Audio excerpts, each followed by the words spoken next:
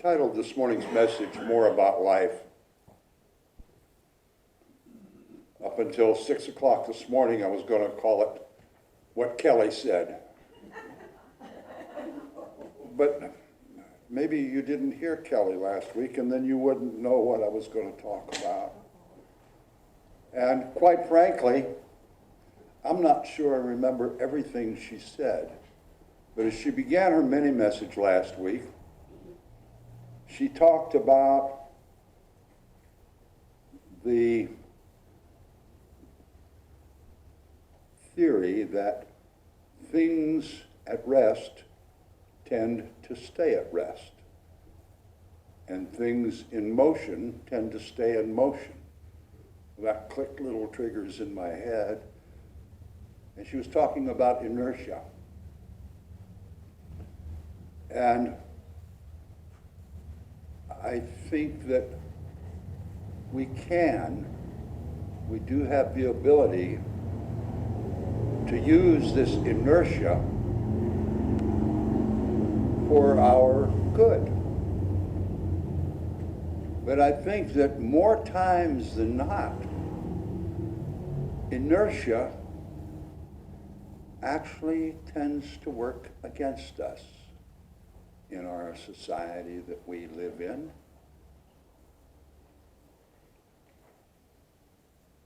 Because I think that the different facets of life that develop this inertia tend to distract us or interrupt us.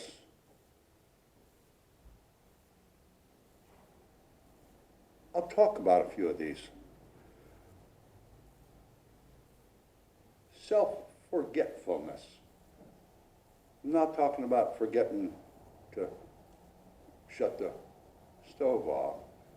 I'm talking about remembering who and what you are. You are a spiritual being having a human experience. Every one of us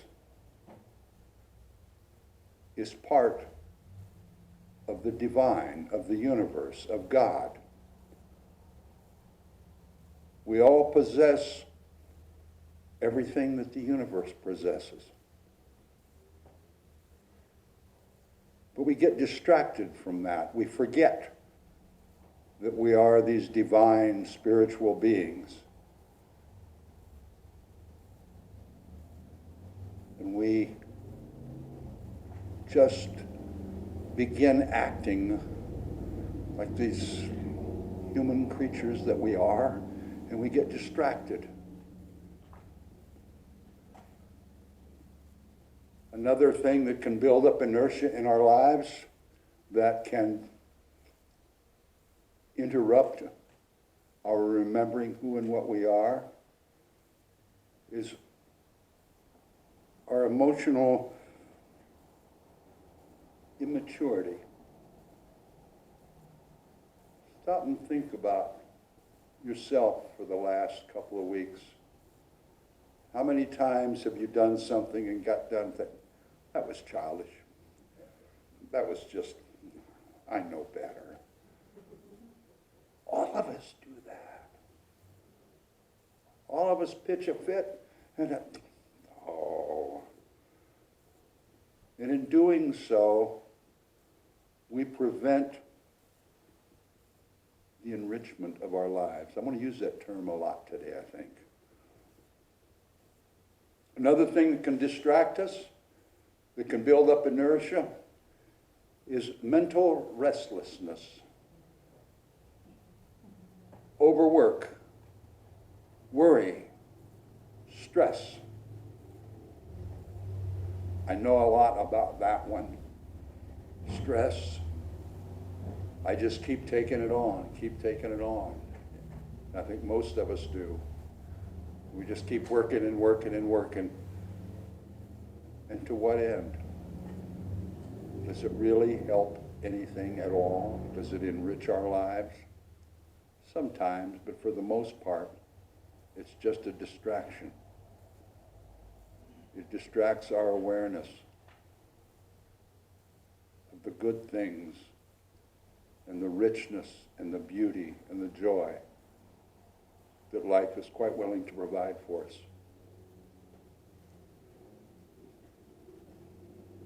Another distraction, another thing that builds up inertia, egotism. Our insistent thought of self-importance. That's another one that I know a lot about. We're in this world with all other creatures, all other people, nature. We're just a speck.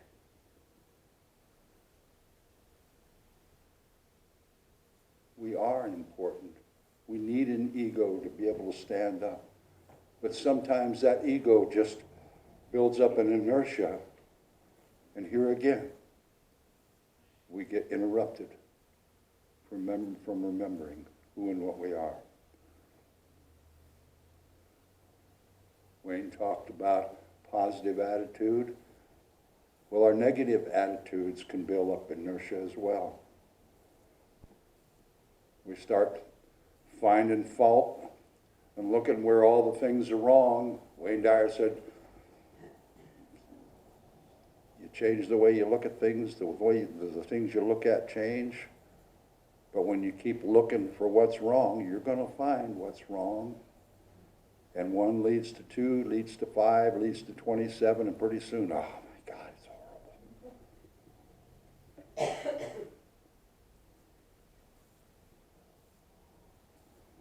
Another thing that I think that we allow to build up inertia in our lives is memories. Sometimes we let our memories of good things or bad things just block us out of what's going on right now, what's this moment. It changes the whole complexion of everything that's going on around us when we allow our memories to build up too much inertia. They're wonderful things. All of these things that I'm talking about, we all have them. They all have a purpose, but they can all get carried away once in a while. Another item of inertia is our addictions. Whatever. Caffeine, nicotine, booze, drugs, egos. Our addictions, so difficult to transcend. Some we never probably will. But they can build up such an inertia that changes or adversely affects our lives. Fear. Fear can build up a head of steam, and what doesn't let you go hangs on to you.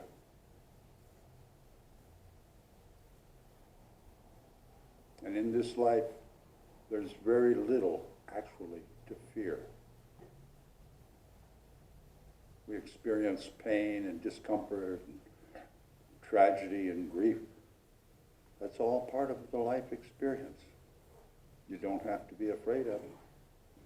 It's just an experience that's part of living.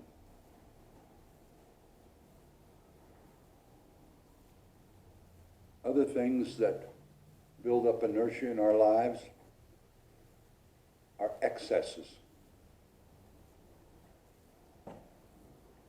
Compulsive eating or compulsive talking or watching too much TV or playing too much golf. All these things get us out of balance. They build up an inertia. And it prevents us from enjoying this experience at the level that we are capable of.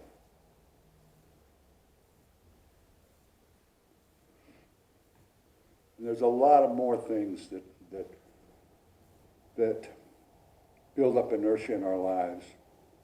Psychosis, neurosis, compulsiveness, habits.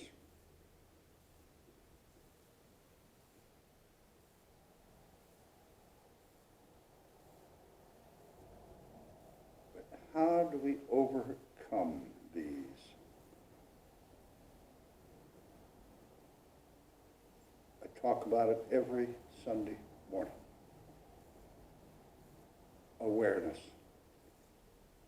Being aware.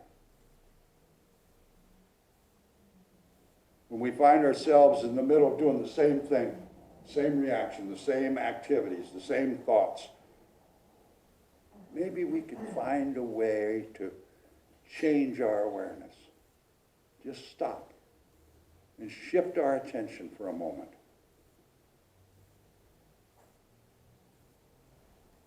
Think about nature. It's everywhere. It's going on. Look at the plants and the animals. They don't care if it's too hot. Do you ever hear a bird or a dog complain that it's too hot, that it's too cold? No. You've all seen a chicken. Chicken's got the size of a brain that's that big. Did you ever stop and think? Did you ever become aware that no matter how much weight a chicken puts on, it never shows in its face?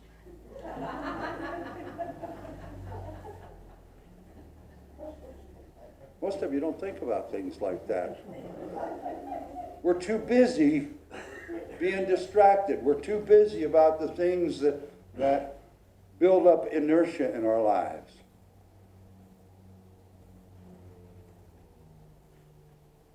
We're here for the purpose of enriching our lives. Every one of us shows up here Sunday after Sunday, and we support each other. We greet each other, we love each other.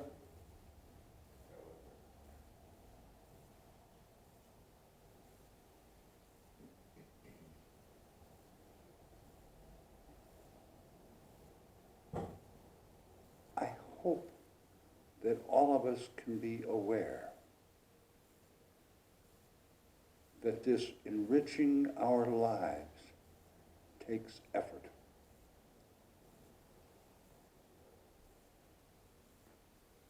Sitting home watching the TV doesn't take much effort, but it doesn't truly enrich our lives. We come here together building community, building relationships, finding a few tools that might help us deal with some of the stresses and the addictions and the problems and the challenges we find in life. But we have to do the work.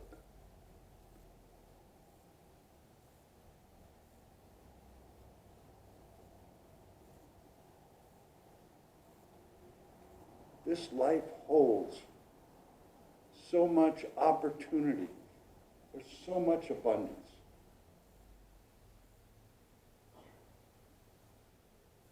I don't know if each one of us individually is able to take it all in. There's so much love and so much caring and compassion in this world. So many people working diligently for the good of the whole to make this world a better place. And yet we find ourselves, me included, we find ourselves focusing on the junk, on the bad news, on the sad news, on the fear.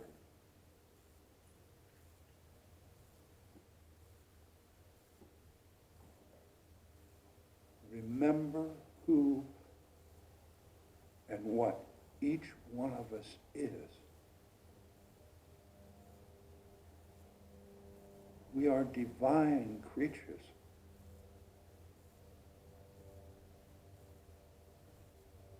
And we're here to enrich our lives. And we have the capacity to do that, every single one of us.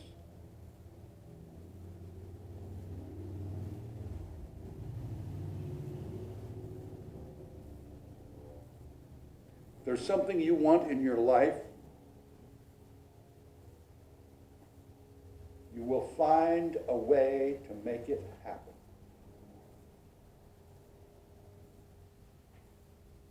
And if it's something you just think you want, or sounded like something you might have wanted, isn't it ironic?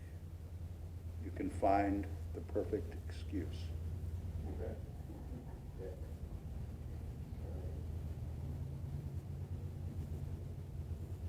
It takes your awareness of what you want, your understanding and intention, and you have to do the work. You can find a way to make it happen, or you can find the perfect excuse.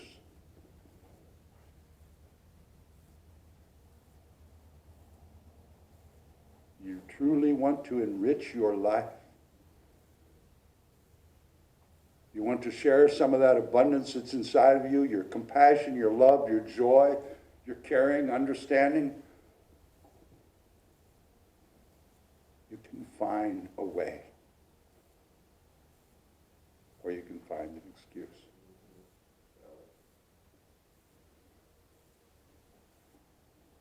You want to transcend some of these worthless, distracting inertias in your life. If you're willing to do the work, you can find the way to get it done. Or you can find the excuse. We're going to sing about let there be peace on earth. Each one of us can find a way to put a little peace in this world. Or we can find an excuse. Your awareness and your intention. That's what's required. Let's put some peace in this world. We can do this.